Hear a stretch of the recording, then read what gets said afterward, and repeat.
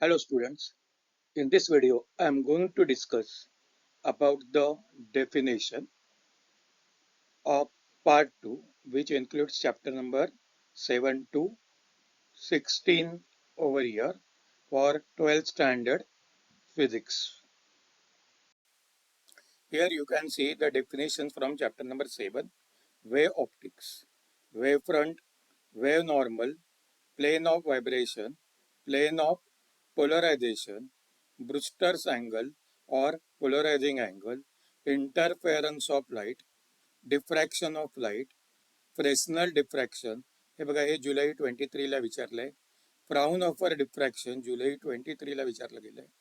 रिझॉल्विंग power of an optical instrument, resolving power of microscope, resolving power of a telescope. So these are the 10 important definitions from chapter number 7. Now we'll go to chapter number 8, that is electrostatics.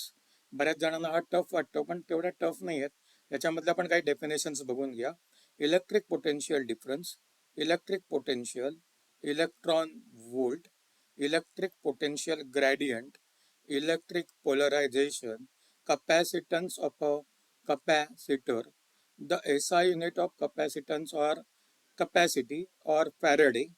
Then chapter number 9, current electricity, potential gradient, February 22 ला विचारले.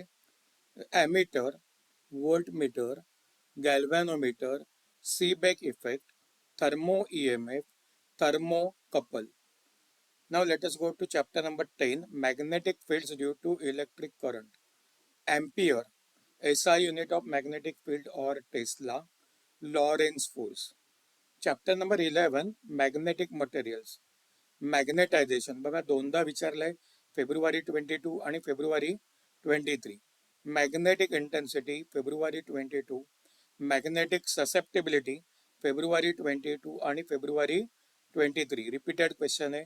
Bohr मॅग्नेटॉन, gyro magnetic ratio जुलै 23 ला आलेला आहे. Now chapter number 12, electromagnetic induction, magnetic flux, electromagnetic induction, self induction, self inductance. Difference समजून घ्या. Self induction आणि self inductance वेगवेगळ्या गोष्टी आहेत. और coefficient of self induction, the Henry, mutual induction, mutual inductance. परत इथे फरक समजून घ्या. हे आहे म्युच्युअल इंडक्शन आणि हे आहे म्युच्युअल इंडक्टन्स और coefficient of mutual induction. Eddy current जुलै 23 ला विचारलंय. Chapter number 13, AC circuit, average value of an alternating EMF और अ करंट, इंडक्टिव्ह रिॲक्टन्स फेब्रुवारी 22, जुलै 22 आणि जुलै 23 ला विचारलाय. तीनदा विचारलाय, म्हणजे किती इम्पॉर्टंट आहे लक्षात येईल. कपॅसिटिव्ह रिॲक्टन्स पण तीनदा विचारलाय, फेब्रुवारी 22, जुलै 22, जुलै 23. इम्पिडन्स फेब्रुवारी 22 आणि जुलै 22 दोनदा विचारला गेलाय. Chapter number 14, dual nature of radiation and matter, threshold frequency, threshold wavelength, stopping potential, photo electric work function, photo cell, photo electric effect. Chapter number 15, structure of atoms and nuclei, stationary orbit, ground state of an atom, excitation energy of an atomic electron, binding energy of an atomic electron, ionization energy or ionization energy of an atom, radioactivity, half life of radioactive element, decay constant or disintegration constant, mean life of radioactive element, nuclear fission, nuclear fusion, chain reaction.